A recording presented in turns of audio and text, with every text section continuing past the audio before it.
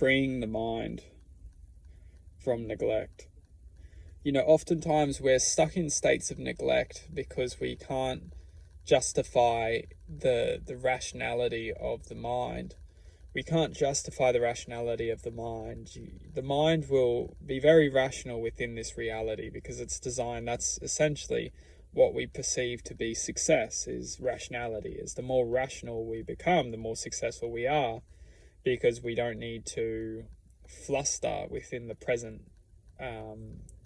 moment of existence. We can just be rational and quite decisive. And a lot of the time we'll find that, well, it's not a lot of the time, truth being is that some sense of rationality or some sense of decisiveness is extremely crucial for balance. We must promote some sense of rationality or some sense of decisiveness to actually achieve balance within this reality, because a lot of us who are just coming from the heart with love and prosperous of joy, we must have a sense of rationality, otherwise we will be consumed by this world, because this world is full of rationality and full of decisiveness, that we need to come at it with some balance.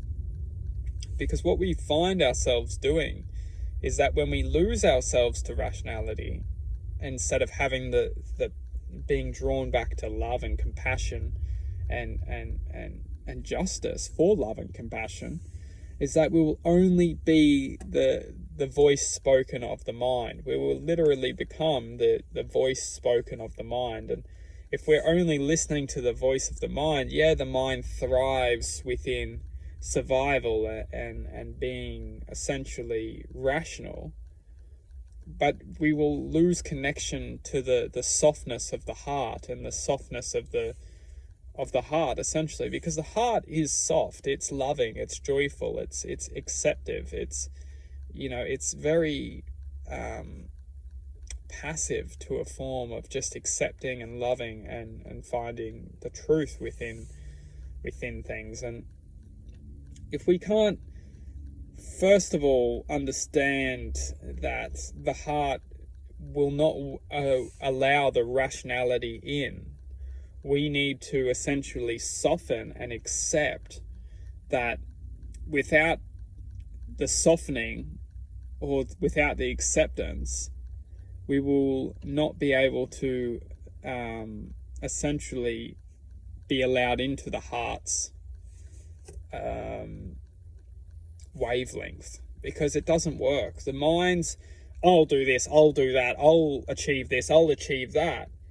The heart's just like, it doesn't get a say in it, because the heart works on a different intuitive level. We need to first silence the mind, and that's why you look into any yoga or any meditation or any kind of enlightened spiritual teachings, we'll find that the first step is actually silencing the mind, because if we can't silence the mind, we'll never promote the true self from awakening. And that true self is essentially what I'm referring to as the heart or the divine love, or because it just doesn't, it can't access our point of awareness, or more so our point of awareness can't access the heart if it's always being dictated by the mind. It's essentially the mind always getting our attention. We need to calm, lose the attention. It's not even that, because the mind will always talk. And that's the difference between someone who listens to their mind all the time and somebody who listens to their heart, is they become aware of what the mind is truly doing. The mind is essentially dictating our reality, and unless we kind of take back that expression of infinite possibility and start to, it gets challenging, but because everyone's different, everyone's different. But what's definitely true is that balance is crucial, and we need to have the justice of the mind, but also have the deep connection of the heart to truly maximize spiritual growth.